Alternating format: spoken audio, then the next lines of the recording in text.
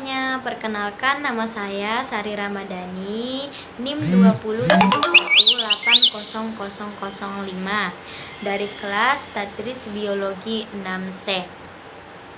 Di sini saya akan membuat video mengajar untuk memenuhi tugas mata kuliah Micro Teaching yang diampu oleh Ibu Nining Suraida SPD MPD dengan materi Sistem Peredaran Darah pada Manusia. Selamat menyaksikan.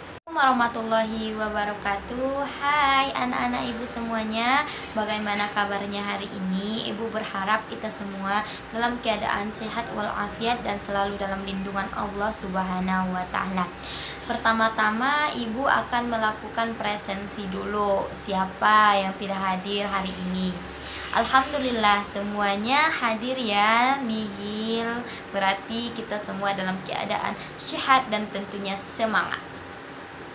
Sebelum kita memulai pembelajaran, ada baiknya kita berdoa dulu. Berdoa dimulai, berdoa selesai. Oke. Di minggu kemarin ibu sudah memberitahu bahwa hari ini kita akan membahas materi mengenai sistem peredaran darah pada manusia. Tetapi sebelum masuk ke materi, ibu memiliki satu pertanyaan untuk anak-anak ibu semuanya. Anak-anak ibu semuanya pernah melihat jalan raya enggak? Pastinya pernah kan? Enggak ada yang enggak pernah, ibu jamin. Pertanyaannya adalah, anak-anak ibu semuanya tahu enggak apa aja yang ada di jalan raya? Siapa nih yang bisa jawab? Iya, betul sekali. Ada mobil, ada motor, ada orang-orang, ada jalan raya pastinya ya. Terus apa lagi? Ada Pak Polisi yang lagi nilang. Iya, betul sekali. Semua jawaban dari anak-anak ibu semuanya itu betul, nggak ada yang salah. Pokoknya good job. Tetapi anak-anak ibu semuanya pernah nggak membayangkan bahwa sistem transportasi yang ada di jalan raya itu ada juga di dalam tubuh kita ini? Pernah nggak membayangkan? Oke. Sebelum kita membahas mengenai pertanyaan ibu tadi, di sini ibu akan menjelaskan kompetensi dasar pembelajaran kita hari ini dulu, yaitu anak-anak ibu semua bisa menganalisis struktur dan fungsi organ-organ sistem peredaran darah manusia. Sedangkan tujuan pembelajarannya itu yang pertama, bisa menganalisis fungsi darah pada manusia. Yang kedua, mengetahui organ-organ apa saja yang ada pada sistem darah manusia dan fungsinya. Dan yang paling penting, kita bisa lebih mensyukuri akan hidup kita dengan cara lebih mendekatkan diri kepada Allah Subhanahu wa Ta'ala, karena telah diberikan kehidupan yang sangat baik kepada kita hari ini dan hari-hari selanjutnya ataupun hari-hari yang telah kita lalui. Baiklah anak-anak ibu semuanya, sekarang kita masuk ke materi kita hari ini, yaitu mengenai sistem peredaran darah pada manusia. Pertama, kita akan membahas mengenai fungsi darah pada manusia. Fungsi darah pada manusia itu ada 3. Yang pertama, sebagai transportasi berbagai zat. Yang kedua, proteksi dari berbagai benda-benda asing. Dan yang ketiga, sebagai regulasi. Sekarang kita akan masuk ke poin yang pertama, yaitu transportasi berbagai zat. Sistem peredaran darah atau sistem sirkulasi adalah sistem yang berfungsi untuk mengangkut zat dan nutrisi dalam tubuh kita. Di sini darah berfungsi untuk mengangkut sari-sari makanan dari usus yang akan diedarkan ke seluruh tubuh, kemudian mengangkut hormon, mengangkut sisa-sisa metabolisme tubuh kita, dan akan dibawa ke organ-organ ekskresi ataupun organ-organ pengeluaran dalam tubuh kita. Kemudian darah di sini juga akan mengangkut oksigen yang berasal dari jantung dan karbon dioksida yang berasal dari paru-paru kita. Jadi itu adalah beberapa zat-zat yang diangkut oleh darah kita. Yang kedua yaitu proteksi dari berbagai benda asing, termasuk di sini sebagai antibodi perlindungan tubuh kita dari penyakit. Contohnya sekarang ini kan kenapa kita kuliah daring seperti saat ini karena adanya sebuah wabah penyakit namanya penyakit COVID-19 kan. Jadi kita tidak diperbolehkan untuk bertatap muka secara langsung, untuk berdekat-dekatan kita tidak diperbolehkan kan. Nah, jadi di sini nanti darah kita ini akan memberikan antibodi ataupun perlindungan kepada tubuh kita agar kita terhindar dari penyakit-penyakit seperti dari penyakit COVID-19 ini. Nanti darah kita ini akan memberikan perlindungan ataupun proteksi kepada tubuh kita agar kita terhindar dari wabah penyakit COVID-19 ini. Terus yang ketiga ada regulasi.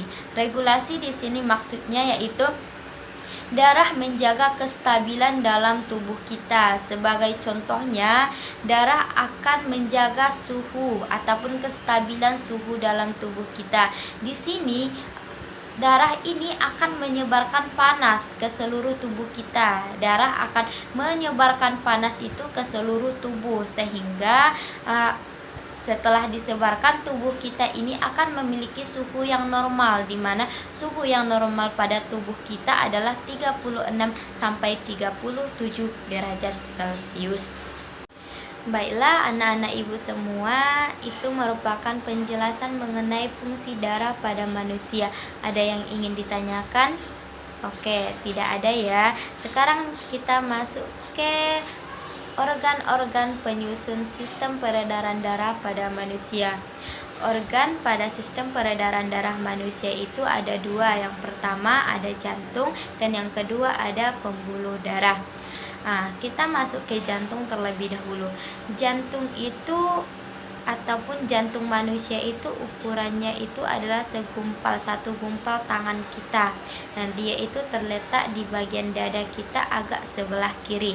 Jantung memiliki fungsi untuk memompa darah ke seluruh tubuh kita. Jantung memiliki 4 bagian. Yang pertama yaitu ada bilik kiri, yang kedua ada bilik kanan, yang ketiga ada serambi kiri, dan yang keempat ada serambi kanan. Bilik itu dikenal juga dengan istilah ventrikel, sedangkan serambi dikenal juga dengan istilah atrium. Dinding bilik itu lebih tebal dan kuat dibandingkan dengan dinding serambi. Kenapa demikian?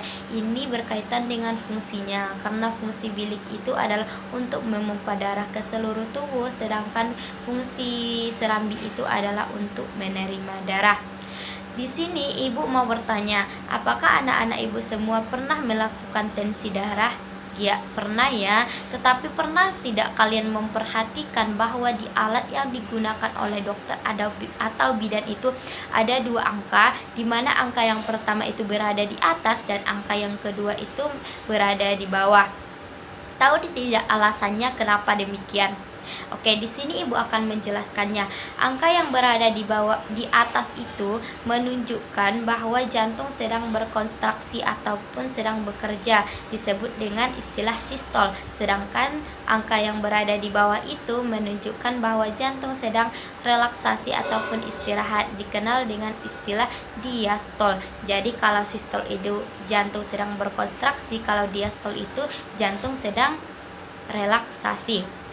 Sebagai contohnya, ibaratnya ibu melakukan tensi darah, terus tensi darah itu dokternya bilang 120/80. 120 itu menunjukkan apa? Iya, betul, menunjukkan sistol, sedangkan 80 itu menunjukkan diastol. Tetapi apakah tekanan darah pada manusia itu harus 120/80? Tidak. Tekanan darah pada manusia pada umumnya itu 110 sampai 120, dan diastolnya itu 80 atau 70. Tetapi tekanan darah itu bisa berbeda-beda pada setiap orang. Bisa dipengaruhi oleh umurnya, dipengaruhi oleh kesehatan tubuhnya, dan dipengaruhi oleh pekerjaannya. Sekarang kita masuk ke organ sistem peredaran darah yang kedua, yaitu pembuluh darah. Pembuluh darah pada manusia itu ada 2. Yang pertama pembuluh darah nadi atau arteri, dan yang kedua pembuluh darah balik ataupun vena. Pembuluh darah nadi ataupun arteri berfungsi untuk mengalirkan darah dari jantung. Dindingnya itu lebih tebal, lebih kuat, dan lebih elastis dibandingkan dinding pembuluh darah balik. Hal ini dikarenakan karena pembuluh darah ini harus kuat untuk menahan tekanan darah yang dipompakan oleh jantung.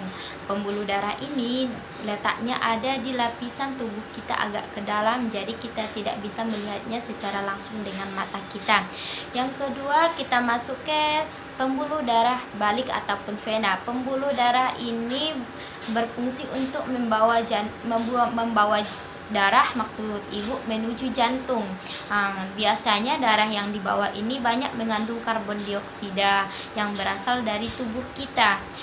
Pembuluh darah ini terletak di dasar tubuh kita. Kita dapat melihat di pergelangan tangan kita. Angkat pergelangan tangannya semuanya anak-anak. Coba tengok, ada tidak yang berwarna biru di situ, agak kebiru-biruan?